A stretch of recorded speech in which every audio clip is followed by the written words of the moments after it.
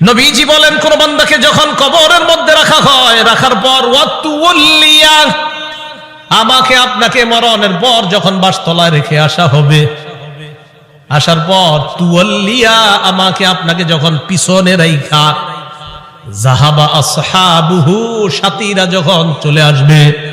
একবার কল্পনা আলেন, রাতের বেলা বিছানায় যখন বালিশে যখন মাথাটা লাগানোর পর কল্পনা করেন আমি মারা গেলাম, যাওয়ার পর বাসতলায় কোন কবরের মধ্যে আমাকে রেখে আমার আত্মীয় স্বজন চলে আসছে, ব্যাপারটা কেমন একটু চিন্তা করুন। আল্লাহ নবী কয়, কোন ব্যক্তিকে কবরের মধ্যে রাখার পর তুওয়াল্লিয়া, কবরটা পিছনে রেখা যাবা আসহাবুহু, যখন তার সাথীরা চলে আসে, বাবা চলে আসে, ভাই চলে আসে, সন্তানরা চলে আসে, আত্মীয় স্বজন সবাই চলে আসে, আল্লাহ নবী বলেন বেশি দূর যায় না, হাত্তা ইন্নাহু লা ইয়াসমাউ করানি আলিহিম, আমরা যে হাইটা হাইটা আসি, আমাদের হাঁটার পায়ের জুতার আওয়াজগুলা ওই কবরবাসী শুনতে পায়। শুনে কেন শুনে জানেন? ওই মুহূর্তে তার দেহের মধ্যে আত্মাটা আল্লাহ দিয়ে দেয়। কেন দেয়? ফায়াতিয়ানিহি মালাকান, দুইজন ফেরেশতা তার কাছে আসে। এটা আবু দাউদের বর্ণনা আর বুখারীর বর্ণনা। আতাহু মালাকান ফাআকআদা, আবু দাউদের বর্ণনা ফায়ুকঈদানি, দুই ফেরেশতা এসে তারে বসায়, বসানোর পর তারে প্রশ্ন করে। এর মধ্যে তিন প্রশ্নের মধ্যে একটা প্রশ্ন হলো আল্লাহ নবীর ব্যাপারে জানতে চায়, তাকে চিনুনি? ওই ব্যক্তি ইমানদার হলে যদি তিনটা জবাব সুন্দরভাবে দেয়, আর আল্লাহ নবীর ব্যাপারে যদি বলে আশহাদু আন্না মুহাম্মাদার রাসূলুল্লাহ, আমি সাক্ষী দিচ্ছি তিনি আল্লাহর রাসূল, এই কথা বলার পর ওই ব্যক্তিকে বলা হবে উনজুর ইলা মাকআদিকা মিনান নার, তুমি তোমার জাহান্নামের আসনটার দিকে তাকাও, এটা তোমার জাহান্নামের আসন। তো এই ব্যক্তি জাহান্নামের আসনের দিকে তাকাবে, এরপর বলা হবে আবদালাকাল্লাহু মাকআদাম মিনাল জান্নাহ, জাহান্নামের আসনের পরিবর্তে আল্লাহ তোমাকে জান্নাতের আসন দান করছে।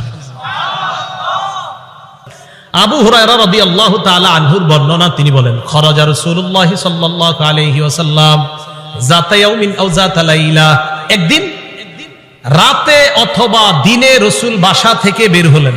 কোথা থেকে বের হইছে? রাতে বা দিনে। বের হওয়ার পর আসছে, আয়েশা দেখে ফাইদা হুয়া বিআবি বকর ওয়া উমর, নবীজি দেখে আবু বকর ওমর বসা। আবু হুরায়রা রাদিয়াল্লাহু তাআলা আনহু বলেন, নবীজি বাসা থেকে বের হয়েছে, বের হয়ে দেখে আবু বকর ওমরও বসা। এই হাদিসটা একটু মন দিয়ে সবাই শুনেন আর নিজেদের জীবনটা একটু চিন্তা করেন। নবীজি তাদের দুইজনকে প্রশ্ন করলেন, আবু বকর এবং ওমর, এই দুই সাহাবী, বিখ্যাত দুই সাহাবীকে প্রশ্ন করলেন, আচ্ছা তোমরা এইখানে এই মুহূর্তে কেন? মা আখরাজাকুমা ফি হাদিহিস সাআ, এই সময়ে তোমরা এখানে কেন? অসময়ে মানে এই সময় মানে অসময়ে, আরে এই সময়ে তোমরা এখানে কেন? এই হাদিস দ্বারা বোঝা যায় সাধারণত যেই সময় মানুষ ঘর থেকে বেশি একটা বের হয় না, ওই সময়ে নবীও বের হইলেন, আবু বকরও বের হইছে, ওমরও বের হইছে। নবী বের না হইলে জিজ্ঞাসা করে গেলেন। তো আবু বকর ওমর জবাব দিলেন, আহারে কি জবাব দেয় দেখেন, ক্বালাল জুউ ইয়া রাসূলুল্লাহ, হুজুর খিদা লাগছে, ক্ষুধার কারণে বের হইছে। সম্পদ সব ছেড়েছে মক্কায়, নবীর সাথে চলে আইছে মদিনায়। নবীজি যে জবাবটা দিলেন, আল্লাহ নবী বললেন আল্লাযী নাফসি বিয়াদিহি আখরাজানিল্লাযী আখরাজাকুমা।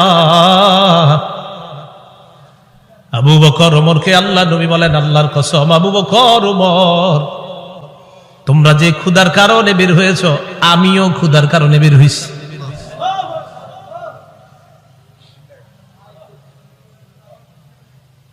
আমি যখন এটা পড়ছি, বিশ্বাস করেন কি দেখেন, দুই সাহাবীর আগে বলছে কেন বেরোছো? হুজুর ক্ষুধা। নবীজি কয় আমিও তো ক্ষুধায় বেরোছি। কওমু চলো আমার সাথে চলো। ফাকামু মাআ, দুই সাহাবী আল্লাহ নবীর সাথে চললেন। ফাআতা রাজুলাম মিনাল আনসার, এক আনসারী সাহাবীর বাড়িতে গেলেন। ফাইদা হুয়া লাইসা ফি বাইতিহি, সাহাবী বাড়িতে নাই। রাআতহুল মারআ, ঘর থেকে আনসারীর বিবি দেখা ফেলছে, সর্বনাশ, আমাদের বাসায় এই তিনজনকে, আল্লাহু আকবার, মহিলা চিনে ফেলছে।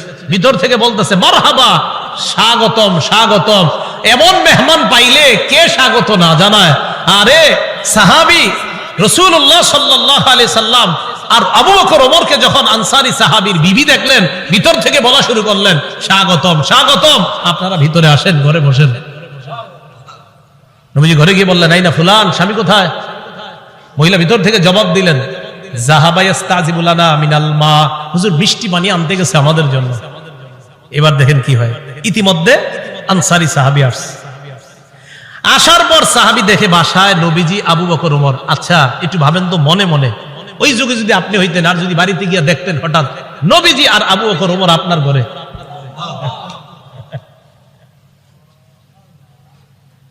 সাহাবী দেখে কি কয়, মা আহাদুল ইয়াউমা আকরামা আদিয়াফা মিন্নি।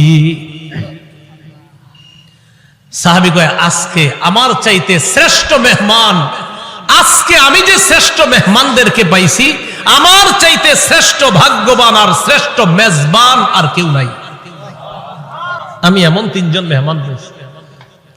তাড়াতাড়ি বাগানে গেছে, খেজুর বাগানে। যা আবিল আজ, খেজুরের ছড়ি নিয়ে আসছে, ফিহি বুসরুন আর রতবুন ওয়া ইয়াবিস, শুকনা খেজুর আছে, ভিজা খেজুর আছে, কাঁচা খেজুর আছে। আইনা কয়, যেটা মন চায় এটা খায়। আখজাল মুদিয়া, ছুরি নিছে, চাকু নিছে। নবীজি কই যাও? হুজুর পশু জবাই করতে হবে। কি জবাই করবে? মাথা মানে পেরেশান হয়ে গেছে, আমার এই 3 মেহমানকে কেমনে মেহমানদারি করবে? পশু জবাই করতে হবে। নবী কয়, ইয়াকা ওয়াল হালুব, এই তুমি আবার মাথা গরম কইরা দুধালু কোন পশুরে জবাই করো না। দুধ দেয় যে পশু, বর্তমানে দুধ দিতেছে, এরকম পশু জবাই করো না। জি ঠিক আছে। ফাযাবাহা লাহুম, স্বাভাবিক একটা বকরি জবাই করছে। নবীজিরে গোস্ত দিয়ে, খেজুর দিয়ে, মিষ্টি পানি দিয়ে মেহমানদারি করলেন। করার পর যে কথাটা নবী বলছে, এটা বলার জন্য আপনাদেরকে লম্বা হাদিসটা শুনাইলাম। নবীজি আবু বকর ওমরকে বললেন, আবু বকর ওমর, বাহিরে আসছিলা কিভাবে বলো তো? হুজুর ক্ষুধায় আম করে বাহিরে নিয়ে আসছে।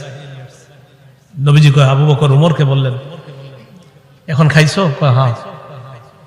নবীজি বললেন, লাতুস আলুন্না আন হাদা ইয়াউমাল কিয়ামাহ, এই যে খানাগুলা খাইছো না, পেট ভরছো না, এই ব্যাপারেও কিয়ামতের ময়দানে আল্লাহর কাছে জবাবদিহিতা করতে হবে। অবশ্যই অবশ্যই তোমাদেরকে এই ব্যাপারে জিজ্ঞাসা করা হবে। এই খানা খেয়ে আল্লাহর ইবাদত করছো কিনা? এই খানা খেয়ে তুমি সঠিকভাবে চলছো কিনা? আল্লাহ তোমারে খাওয়াইছে, খাওয়ানোর পর আল্লাহর হুকুম তুমি পালন করছো কিনা? এই ব্যাপারে জিজ্ঞাসা করা হবে।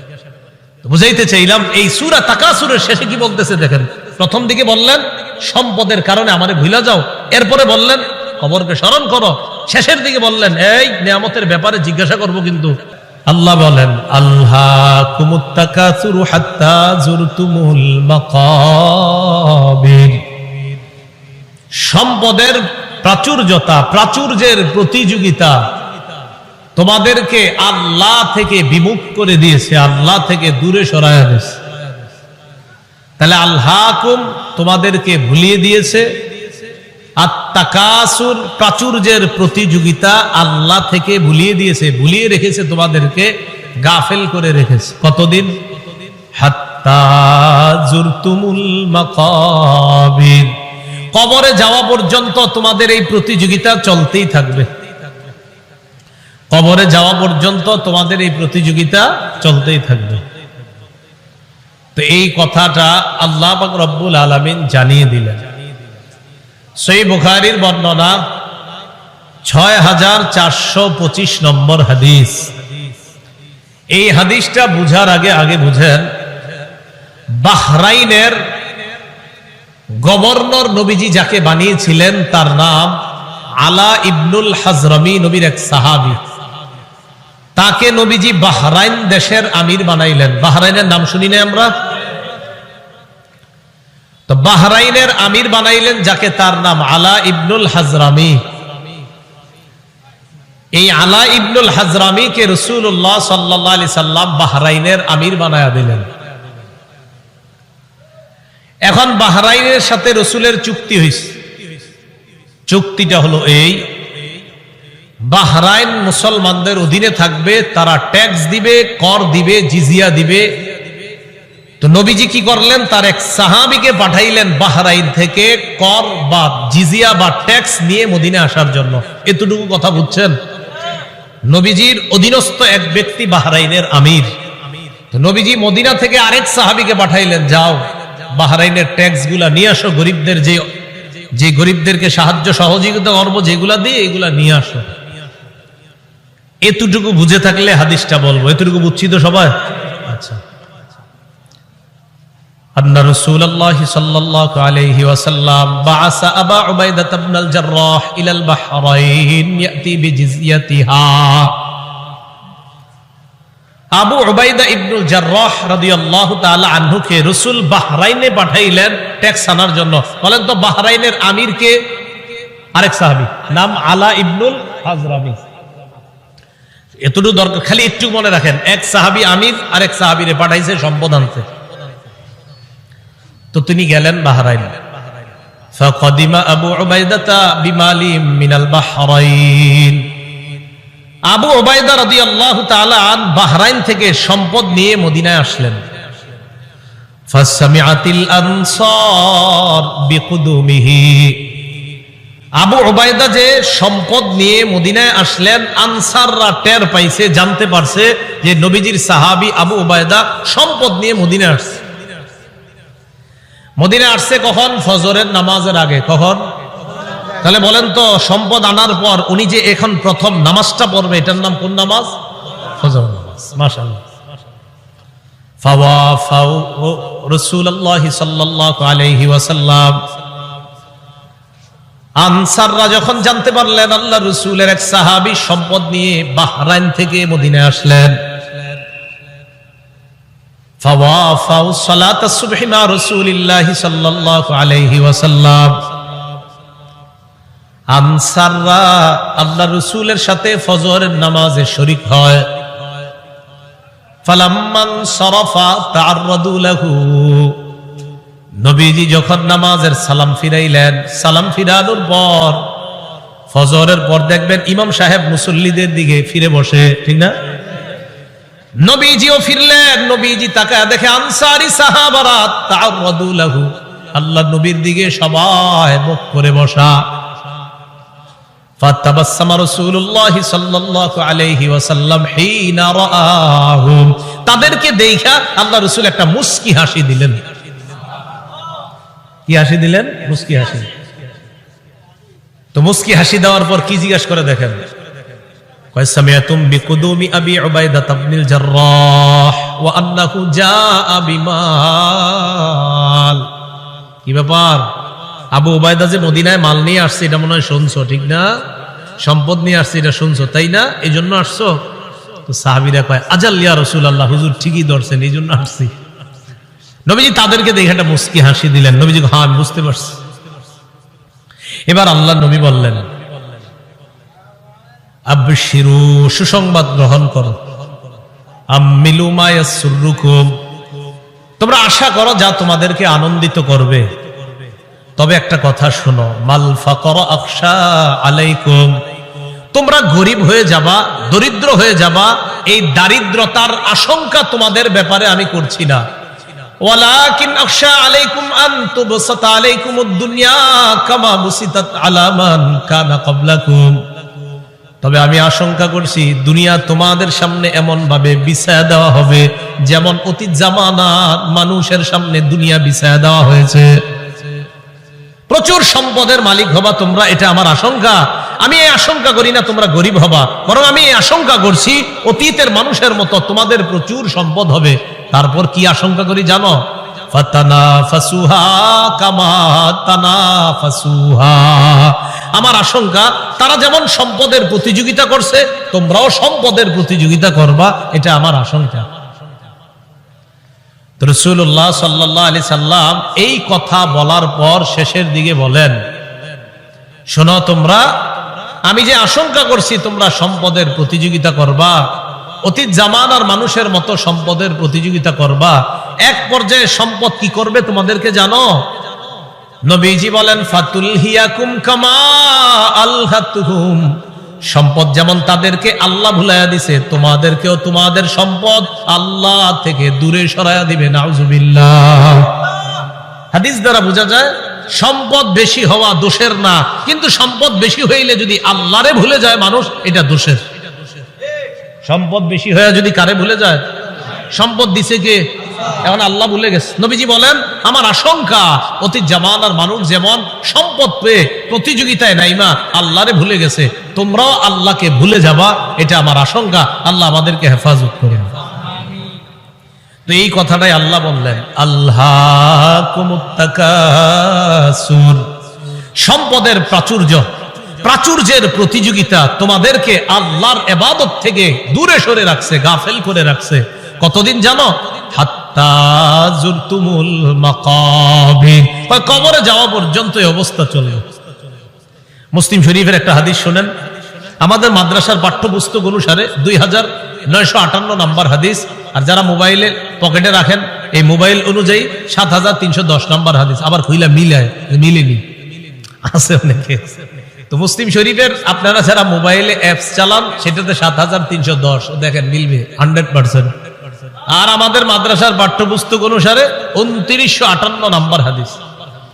এই হাদিসের মধ্যে আসছে রাসূলুল্লাহ সাল্লাল্লাহু আলাইহি ওয়াসাল্লাম বলেন, قال رسول الله صلى الله عليه وسلم يقول ابن آدم مالي مالي وهل لك يا ابن آدم إلا ما أكلت أو لبست أو تصدقت। হাদিসটা মন দিয়ে শুনেন, আগে আমার সাথে বলেন। আদম সন্তান কয় আমার সম্পদ আমার সম্পদ, নবীজি কয় তোমার সম্পদ তোমার সম্পদ।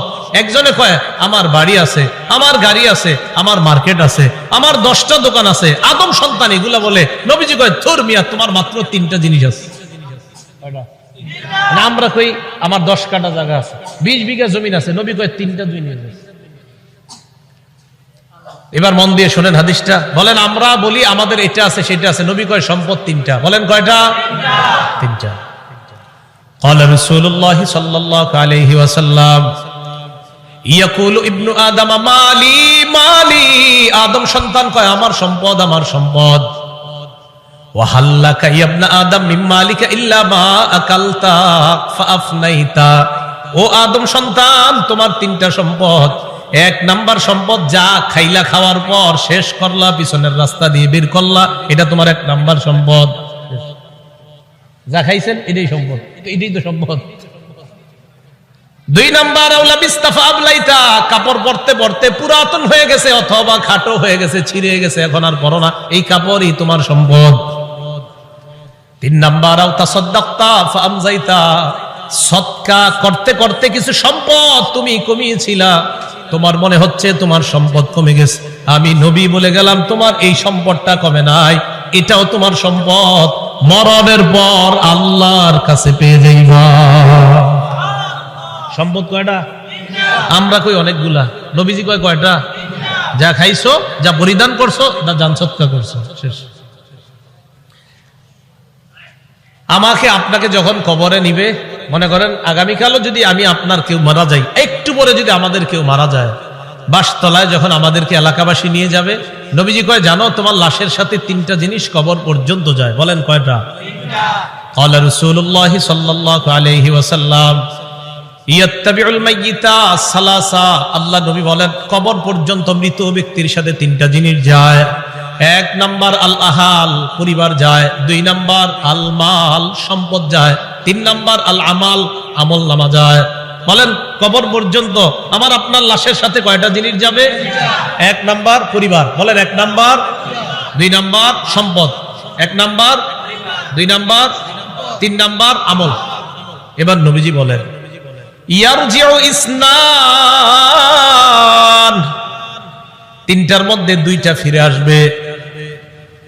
ইয়ারজিউল মাল ওয়াল আহাল, সম্পদ ফিরে আসবে, পরিবার ফিরে আসবে। ওয়ায়াবকাল আমাল, আমল নামা থেকে যাবে।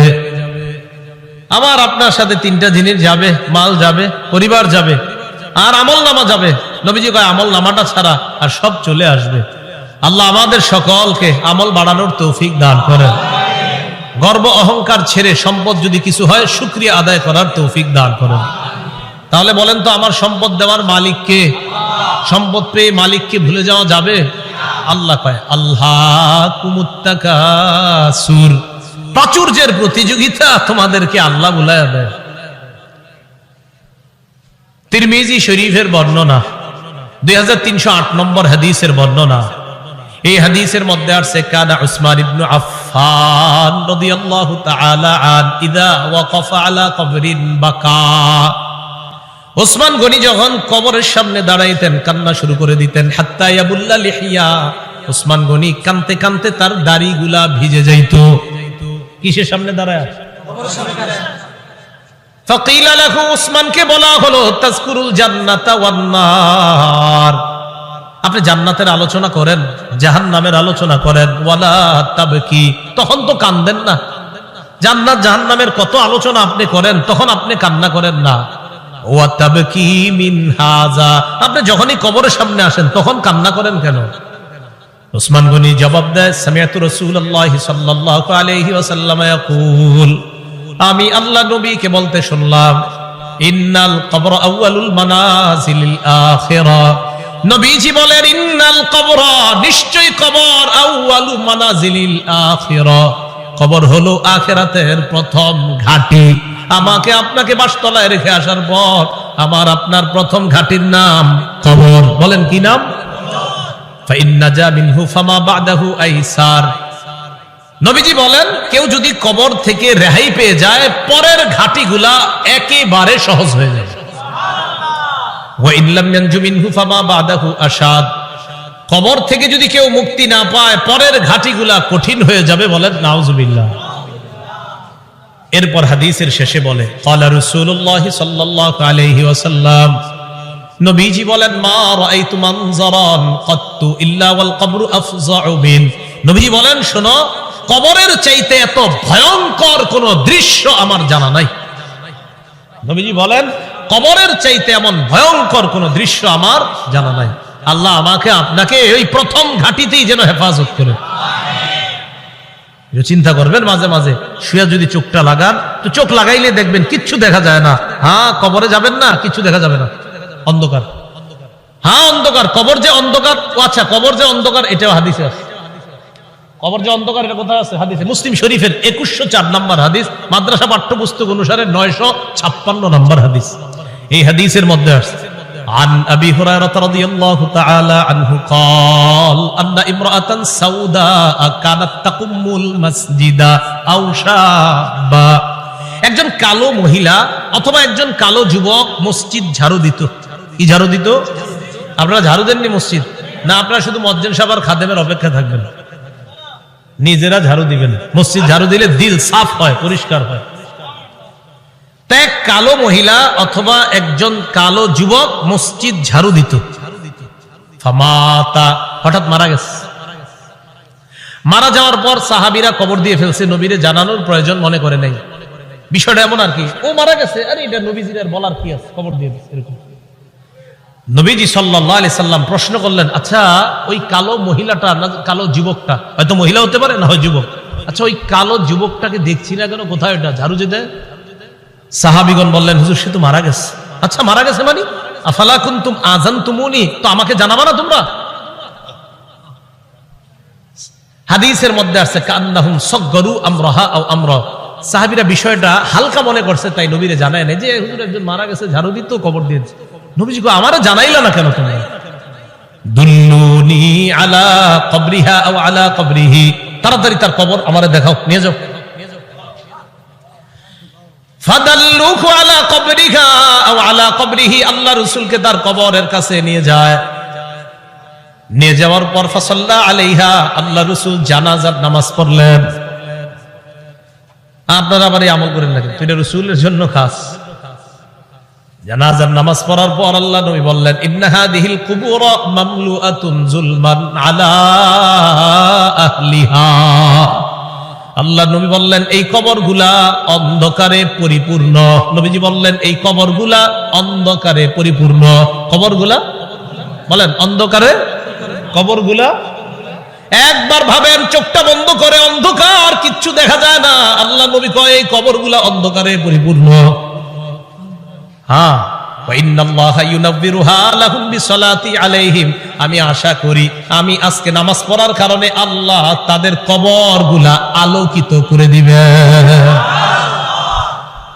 খাঁটি ইমানদার যদি হন, যদি ইমান নিয়ে যেতে পারেন, তো আপনার কবর আল্লাহ আলোকিত করে দিবেন। আলাদা মোমবাতি দিতে হবে না, পিসাবের কবর দেওয়ার সময় বাতি টাতি কত কিছু দেন না, এগুলা দিতে হবে না। পিসাব যদি ভালো হয় এমনি কবর আল্লাহ আলোকিত করে দিবেন, মাথা রাখবেন। তাহলে কবর অন্ধকার একটা জগতের নাম। দুনিয়াতে থাকতে এটা আলোকিত করার ব্যবস্থা করতে হবে। আল্লাহরে বলা, আল্লাহ আমার কবরটা জান্নাতের বাগান বানায়া দিয়েন, আমার কবরটা আলোকিত করে দিয়েন। আল্লাহ বাবা মারা গেছে, বাবার কবরটা জান্নাতের বাগান বানান, বাবার কবরটাকে আপনি আলোকিত করে দেন, এইভাবে বলা। তাহলে কবর অন্ধকার জগৎ, এটা জানলাম। কবরের মধ্যে দাজ্জাল যেমন ফিতনা, দাজ্জাল দুনিয়ার জন্য সবচেয়ে বড় ফিতনা হলো দাজ্জাল। নবীজি কয় এই দাজ্জালের ফিতনার মতো কবরে কারো কারো জন্য ফিতনা হবে, দাজ্জালের ফিতনার মতো ভয়ঙ্কর ফিতনা। মুসলিম শরীফের বর্ণনা আসছে, মা বাইনা খালকি আদম ইলা কিয়ামিস সাআ খালকুন আকবারু মিনাদ দাজ্জাল।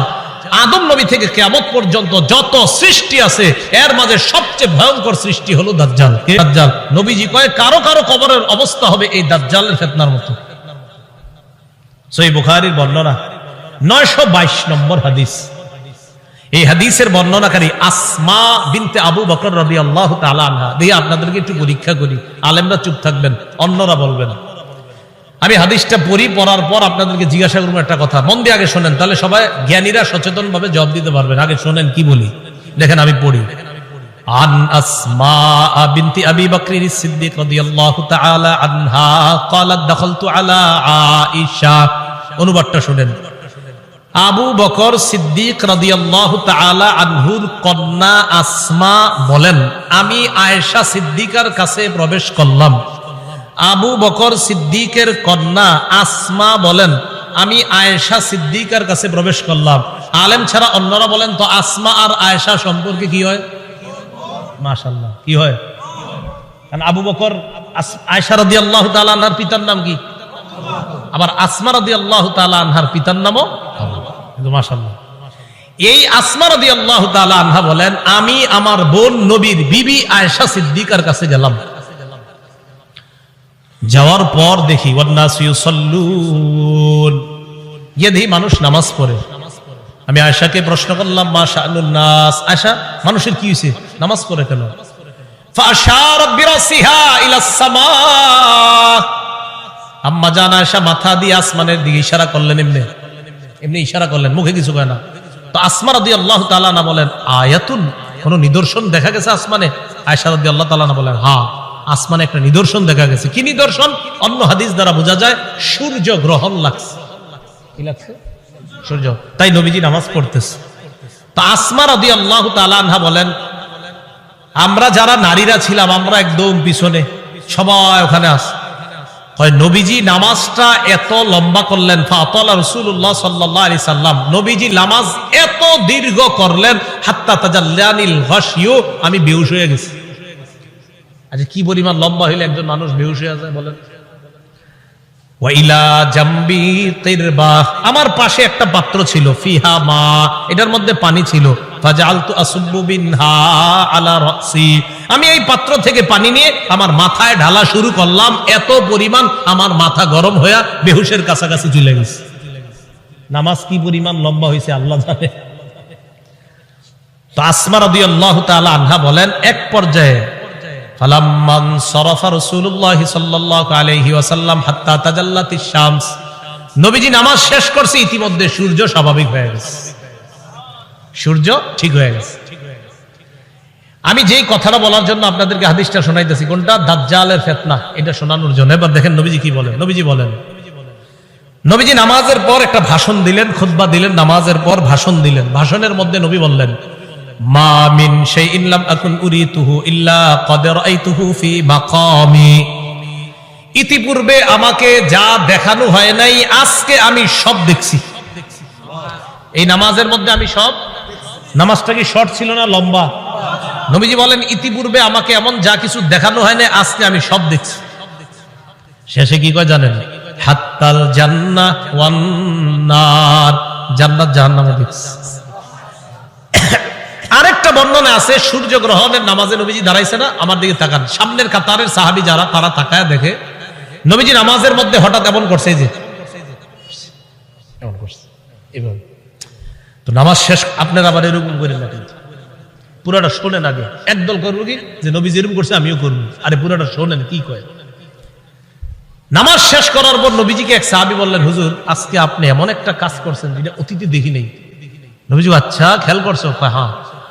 ওই মুহূর্তে আমি জান্নাতের আঙ্গুরের ছড়া দেখছিলাম, ওইটা আমি হাত দিতে গেছিলাম, যদি আনতে পারতাম কিয়ামত পর্যন্ত সবাই খাইতে পারতাম।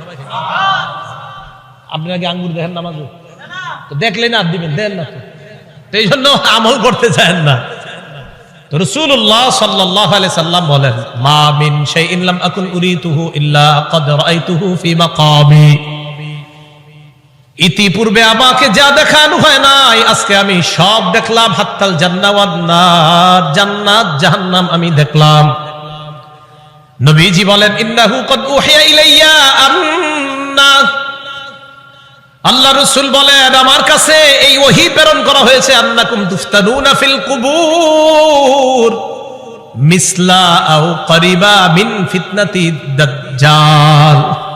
আল্লাহ নবী বলেন আমার কাছে এই ওহী দেওয়া হয়েছে, তোমরা কবরের মধ্যে অনেক এমন ফিতনার মধ্যে পড়বা যে ফিতনাটা হবে দাজ্জালের ফিতনার মতো ফিতনা। বলেন নাউযুবিল্লাহ।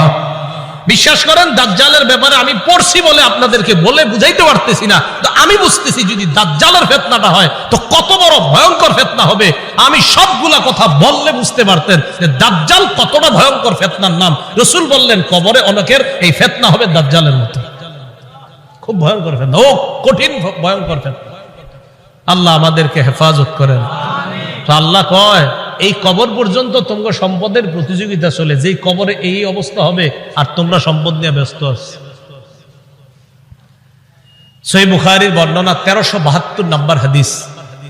এই হাদিসের বর্ণনাকারী আম্মা জান আয়েশা সিদ্দিকা রাদিয়াল্লাহু তাআলা আনহা, তিনি বলেন, আন্না ইয়াহুদিয়াতান দাখালাত আলা আয়েশা সিদ্দিকা রাদিয়াল্লাহু তাআলা আনহা ফাসাআলাত আন আযাবিল কবর। এক ইহুদি নারী আম্মাজান আয়েশার কাছে এসে কবরের আযাব সম্পর্কে জিজ্ঞাসা করছে। আম্মাজান আয়েশা সিদ্দিকা রাদিয়াল্লাহু তাআলা আনহা জবাব দিলেন, আযাকিল্লাহু মিন আযাবিল কবর, আল্লাহ তোমারে গজবে কবরের আযাব থেকে হেফাজত করুক। এটা আম্মাজান বইলা নবীজির কাছে গেছে। ফাসাআলাত আয়েশা রাসূলুল্লাহ সাল্লাল্লাহু আলাইহি ওয়াসাল্লাম আন আযাবিল কবর। আম্মা জান আয়েশা আল্লাহ রাসূলকে কবরের আযাব সম্পর্কে জিজ্ঞাসা করলেন। আল্লাহ নবী জবাব দিলেন, আযাবুল কবর, হ্যাঁ কবরের আযাব সত্য। বলেন কবরের আযাব সত্য। তাহলে কবরের আযাব কি বলেন তো? সত্য। এটা নবীজি জানায়া দিলেন তার বিবিকে। সহিহ বুখারীর 1338 নম্বর হাদিস। এই হাদিসের মধ্যে আসছে, ক্বালা রাসূলুল্লাহ সাল্লাল্লাহু আলাইহি ওয়াসাল্লাম, আল আবদু ইযা উদিআ ফি কবরিহি। নবীজি বলেন কোন বান্দাকে যখন কবরের মধ্যে রাখা হয়, রাখার পর ওয়াতুল্লিয়া, আমাকে আপনাকে মরণের পর যখন বাসতলায় রেখে আসা হবে, আসার পর তুওয়াল্লিয়া, আমাকে আপনাকে যখন পিছনে রাইখা, যাহাবা আসহাবুহু, সাথীরা যখন চলে আসবে। একবার কল্পনা আলেন রাতের বেলা বিছানায় যখন বালিশে যখন মাথাটা লাগানোর পর কল্পনা করেন আমি মারা গেলাম, যাওয়ার পর বাসতলায় কোন কবরের মধ্যে আমাকে রেখে আমার আত্মীয় স্বজন চলে আসছে, ব্যাপারটা কেমন একটু চিন্তা করুন।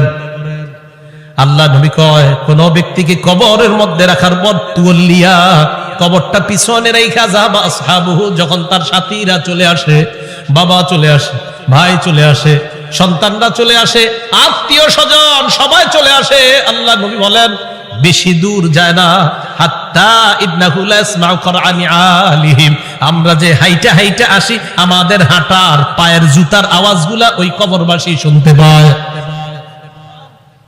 শুনে কেন শুনে জানেন? ওই মুহূর্তে তার দেহের মধ্যে আত্মাটা আল্লাহ দিয়ে দেয়। কেন দেয়? ফায়াতিয়ানিহি মালাকান, দুইজন ফেরেশতা তার কাছে আসে। এটা আবু দাউদের বর্ণনা আর বুখারীর বর্ণনা।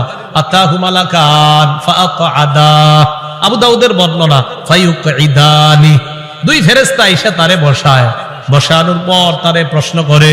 এর মধ্যে তিন প্রশ্নের মধ্যে একটা প্রশ্ন হলো আল্লাহ নবীর ব্যাপারে জানতে চায়, তাকে চিনুনি?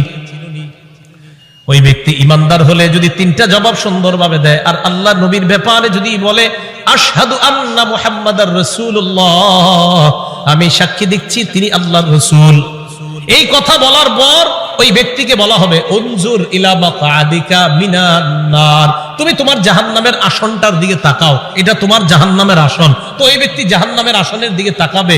এরপর বলা হবে আবদালাকাল্লাহু মাকআদাম মিনাল জান্নাহ, জাহান্নামের আসনের পরিবর্তে আল্লাহ তোমাকে জান্নাতের আসন দান করছে। তা আল্লাহ কয় এই কবরে তুমি থাকতে হবে, আমরা থাকতে হবে। আল্লাহকুমুত তাকাসুরু হাত্তা যুরতুমুল মাকাবির, কবর পর্যন্ত সম্পদের প্রতিযোগিতা তোমাদের চলছে।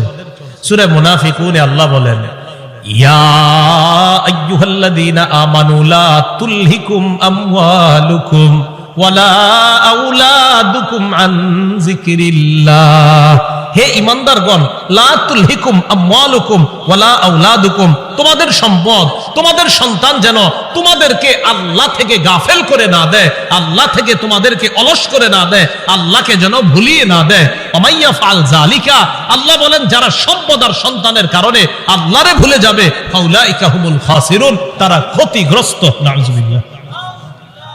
বলেন সম্পদ দেয় কে? 10 তলা 20 তলার বাড়ির মালিক বানায় কে? 10 তলা 20 তলা হালাল পন্থায় হওয়াটা দোষের না, দোষ কোনটা? যে আল্লাহ মালিক বানাইছে তাকে ভুলে যাওয়া। বুঝে আসছেনি? তো আল্লাহ কয় তোমাদের এই প্রতিযোগিতা চলবে কবর পর্যন্ত। কতদিন? কবর পর্যন্ত। ক্বালা রাসূলুল্লাহ সাল্লাল্লাহু আলাইহি ওয়াসাল্লাম, নবীজি সাল্লাল্লাহু আলাইহি ওয়াসাল্লাম বলেন লা ইয়াজালু কলবুল কাবীরি শাবান ফিসনাতাইন, আল্লাহ নবী বলেন বুড়া মানুষের অন্তর দুই ক্ষেত্রে যুবক হয়। বুড়া মানুষের অন্তর যুবক হয় কয় ক্ষেত্রে? আরে বৃদ্ধ মানুষ কি বৃদ্ধ হয় না যুবক হয়? বৃদ্ধ হয়। কয় কলবটা দুই ক্ষেত্রে যুবক হয়। কোন ক্ষেত্রে? ফি হিরসিল মাল, 1 নাম্বার সম্পদের লোভ, 2 নাম্বার ওয়াতুলিল আমাল, লম্বা আশা। কি আশা? লম্বা আশা। কেউ কাকা কই যান? বয়স কত? কয় 75। কোথায় যাচ্ছেন? মসজিদে। মনটা খারাপ কেন? আর বইল না, 4টা ছেলে ইতালি থাকে, এক একজন 5 লাখ করে বেতন। 5 নাম্বার ছেলেটা বাংলাদেশে 50,000 টাকা বেতন। আরে তারে এখনো কোনো কুল কিনারা করে দিতে পারি নাই, টেনশনে আছে কাকা। রাসূলুল্লাহ সাল্লাল্লাহু আলাইহি সাল্লাম বলেন মানুষ বৃদ্ধ হয়, তার কলব 2 ক্ষেত্রে যুবক হয়। 1 সম্পদের লোভ, 2 লম্বা আশা, বড় আশা। আল্লাহ বুঝার তৌফিক দান করেন। রাসূলুল্লাহ সাল্লাল্লাহু আলাইহি সাল্লামের সাহাবী আব্দুল্লাহ ইবনে মাসউদ বলেন খত্ত রাসূলুল্লাহ সাল্লাল্লাহু আলাইহি ওয়াসাল্লাম খত্তান মুরাব্বাআ, এই হাদিসটা বুঝতে হবে সবাই। নবীজি একটা চতুর্ভুজ আঁকলেন। ওই অঙ্কের ছাত্ররা কোথায়? কি আঁকলেন? চতুর্ভুজ আঁকার পর ওয়া খত্ত খত্তান ফিল ওয়াসাতি খারিজাম মিন, মাঝখান থেকে একটা দাগ দিলেন, এই দাগটা চতুর্ভুজের বাহিরে নিলেন। বলেন তো রাসূল কি আঁকলেন? মাঝখানের দাগটা ভিতরে না বাহিরে? আচ্ছা এবার দেখেন মাঝখানে ছোট ছোট কিছু দাগ দিস, এটা চতুর্ভুজ, মাঝখানে ছোট ছোট কিছু দাগ আর মাঝে একটা বড় দাগ, এই আশেপাশে কিছু ছোট ছোট দাগ, মাঝখানে লম্বা একটা দাগ। বলেন তো লম্বাটা কি ভিতরে আছে না বাহিরে? আচ্ছা একটু বুঝছেন কথা। সুম্মা ক্বালা রাসূলুল্লাহ সাল্লাল্লাহু আলাইহি ওয়াসাল্লাম, নবীজি বলেন হাদাল ইনসান, মাঝখানের দাগটা হলো মানুষ, মাঝখানের দাগটা। ওয়াহাদাল্লাযী মুহিতুন বিহি আও ক্বাদ আহাতা বিহি আজালু, চারদিকের চতুর্ভুজটা এটা হলো তার আয়ু, জীবন। এবার বলেন চারপাশে এই যে চতুর্ভুজটা, মাঝের দাগটা, বলেন মাঝের দাগ চতুর্ভুজ, চতুর্ভুজ আয়ু মানে জীবন, এই জীবন এটা তার জীবন, মাঝে মানুষ। দাগ কি শেষ না? মাঝে ছোট ছোট কিছু আছে, মাঝের ছোট ছোট দাগগুলা হাদিহিল আরাজ, এগুলা তার পেরেশানি, বিপদ, বালা মুসিবত, রোগ বিমারি, একটা আসে ভালো হয় আর একটা আসে, এরকম চলেনি জীবনে, একটার পর একটা আসতে থাকে। এই আসতে আসতে এক পর্যায়ে আবার জিজ্ঞাসা করছি চারদিকের দাগ, মাঝের দাগ, ছোট্ট ছোট্ট দাগগুলা বালা মুসিবত, বিপদ আপদ, ব্যস্ততা। মাঝখানের দাগটা কি চতুর্ভুজের ভিতরে না বাহিরে? নবীজি বলেন মানুষ মারা যায়, বাহিরে যেই দাগটা এটা হলো তার আশা, মানুষ মারা যায় আশাগুলা থেকে যায়। আশা কি জীবনের ভিতরে না বাইরে? এই যে মানুষ, ওর আশা হলো এত বড়, ও হলো একটু, এবার বাহিরে যেটা এটা হলো ওর আশা। নবীজি কয় মানুষের জীবন এতটুকু, মানুষটা এতটুকু, ওর আশা এতটুকু, ও মারা যায় আশাগুলা থেকে যায়। ভাই বুঝছেন নি আপনারা? আচ্ছা, তো আল্লাহ পাক রব্বুল আলামিন বলেন আলহাকুমুত তাকাসুর হাত্তা জুরতুমুল মাকাবির, কবর পর্যন্ত এই সম্পদের প্রতিযোগিতা, প্রাচুর্যের প্রতিযোগিতা তোমাদের চলতেই থাকে। আল্লাহ আমাদেরকে কবরের প্রস্তুতি নেওয়ার তৌফিক দান করেন। আচ্ছা, এরপরে দেখেন কি বলে, কাল্লা সাউফা তা'লামুন সুম্মা কাল্লা সাউফা তা'লামুন, অপেক্ষায় থাকো, অচিরেই জানতে পারবা, অবশ্যই অচিরেই জানতে পারবা। কাল্লা লাউ তা'লামুনা ইলমাল ইয়াকিন, আল্লাহ বলেন যদি নিশ্চিত জ্ঞানে জানতা লাতারাবুন্নাল জাহিম, স্বচক্ষে জাহান্নাম দেখতে পাবা। আল্লাহ বলেন লাতারাবুন্না, অবশ্যই অবশ্যই জাহান্নাম দেখবা। সুম্মা লাতারাবুন্নাহা আইনাল ইয়াকিন, নিশ্চিত চোখে জাহান্নাম দেখবা। এরপর আল্লাহ বলেন সুম্মা লাতুসআলুন্না ইয়াউমা ইযিন আনিন নাঈম, এরপর তোমাদেরকে নিয়ামত সম্পর্কে জিজ্ঞাসা করা হবে। আল্লাহ বলেন অবশ্যই অবশ্যই তোমাদেরকে প্রতিটা নিয়ামতের কথা জিজ্ঞাসা করা হবে। আঙ্গুল, চোখ, কান, নাক, হাত, পা, প্রত্যেকটা অঙ্গের ব্যাপারে জিজ্ঞাসা করা হবে। ইন্নাস সামআ ওয়াল বাসারা ওয়াল ফুআদা, আল্লাহ বলেন কান শ্রবণ শক্তি, ওয়াল বাসর দৃষ্টি শক্তি, ওয়াল ফুআদা অন্তঃকরণ, সবগুলাকে কাঠগড়ায় দাঁড়াতে হবে, সবগুলাকে জিজ্ঞাসা করা হবে। এগুলার ব্যাপারে তোমাকে কাঠগড়ায় দাঁড়াতে হবে, তোমাকে জিজ্ঞাসা করা হবে সঠিকভাবে এগুলা খরচ করছো কিনা। এবার একটা হাদিস শুনেন, বলেন তো নেয়ামতের ব্যাপারে জিজ্ঞাসা করা হবে কিনা? আজকে রাতে ভাত খাইছে, খাবার, রাতের খাবার কারা কারা খাইছেন হাত তোলেন। অন্যরা খান নাই রাতের খাবার? মাশাআল্লাহ, খাবেন ইনশাআল্লাহ নাকি? দুপুরের খাবার কারা কারা খাইছেন? ঠিক আছে, হাত নামান, বাস একটা হইলেই হইছে। এবার হাদিস শুনেন, মুসলিম শরীফের 4208 নম্বর হাদিস, আবু হুরায়রা রাদিয়াল্লাহু তাআলা আনহুর বর্ণনা, তিনি বলেন খরাজা রাসূলুল্লাহ সাল্লাল্লাহু আলাইহি ওয়াসাল্লাম যাতা ইয়াউমিন আও যাতা লাইলা, একদিন রাতে অথবা দিনে রাসূল বাসা থেকে বের হলেন। কোথা থেকে বের হইছে? রাতে বা দিনে। বের হওয়ার পর আসছে, আয়েশা দেখে ফাইদা হুয়া বিআবি বকর ওয়া উমর, নবীজি দেখে আবু বকর ওমর বসা। আবু হুরায়রা রাদিয়াল্লাহু তাআলা আনহু বলেন নবীজি বাসা থেকে বের হয়েছে, বের হয়ে দেখে আবু বকর ওমরও বসা। এই হাদিসটা একটু মন দিয়ে সবাই শুনেন আর নিজেদের জীবনটা একটু চিন্তা করেন। নবীজি তাদের দুইজনকে প্রশ্ন করলেন, আবু বকর এবং ওমর, এই দুই সাহাবী, বিখ্যাত দুই সাহাবীকে প্রশ্ন করলেন, আচ্ছা তোমরা এইখানে এই মুহূর্তে কেন? মা আখরাজাকুমা ফি হাদিহিস সাআ, এই সময়ে তোমরা এখানে কেন? অসময়ে মানে এই সময় মানে অসময়ে, আরে এই সময়ে তোমরা এখানে কেন? এই হাদিস দ্বারা বোঝা যায় সাধারণত যে সময় মানুষ ঘর থেকে বেশি একটা বের হয় না, ওই সময়ে নবীও বের হইলেন, আবু বকরও বের হইছে, ওমরও বের হইছে। নবী বের না হইলে জিজ্ঞাসা করে গেলেন। আবু বকর ওমর জবাব দিলেন, আহারে কি জবাব দেয় দেখেন, ক্বালাল জুউ ইয়া রাসূলুল্লাহ, হুজুর খিদা লাগছে, ক্ষুধার কারণে বের হইছে। সম্পদ সব ছেড়েছে মক্কায়, নবীর সাথে চলে আইছে মদিনায়। নবীজি যে জবাবটা দিলেন, আল্লাহ নবী বললেন আল্লাযী নাফসি বিয়াদিহি আখরাজানিল্লাযী আখরাজাকুমা। আবু বকর ওমরকে আল্লাহ নবী বলেন, আল্লাহর কসম আবু বকর ওমর, তোমরা যে ক্ষুধার কারণে বের হয়েছো, আমিও ক্ষুধার কারণে বের হইছি।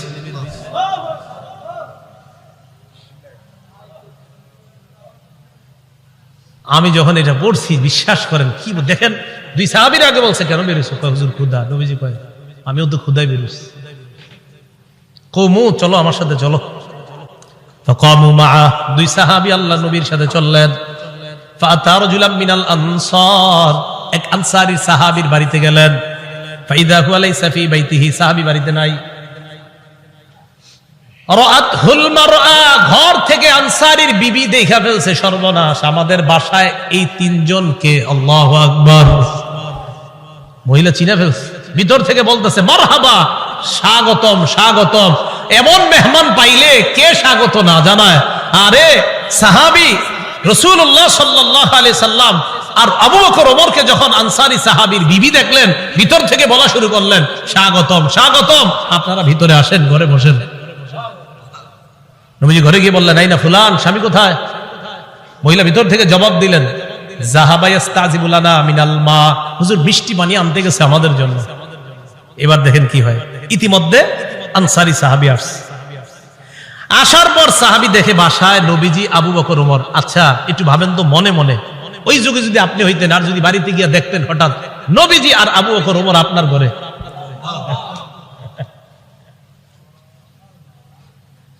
সাহাবী দেখে কি কয়, মা আহাদুল ইয়াউমা আকরামা আদয়াফা মিন্নি।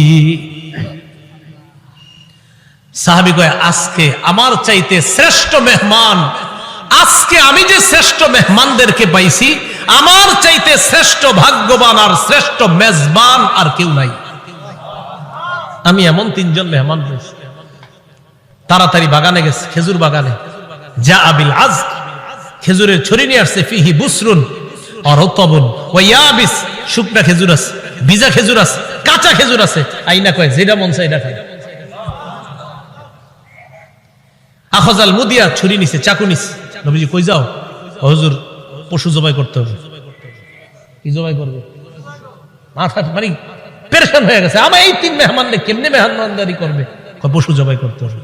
নবী কয়, ইয়াকা ওয়াল হালুব, এই তুমি আবার মাথা গরম কইরা দুধ আলু কোন পশুরে জবাই করো না। দুধ দেয় যে পশু, বর্তমানে দুধ দিতেছে, এরকম পশু জবাই করো না। জি ঠিক আছে। ফাযাবাহা লাহুম, স্বাভাবিক একটা বকরি জবাই করছে। নবীজিরে গোস্ত দিয়ে, খেজুর দিয়ে, মিষ্টি পানি দিয়ে মেহমানদারি করলেন।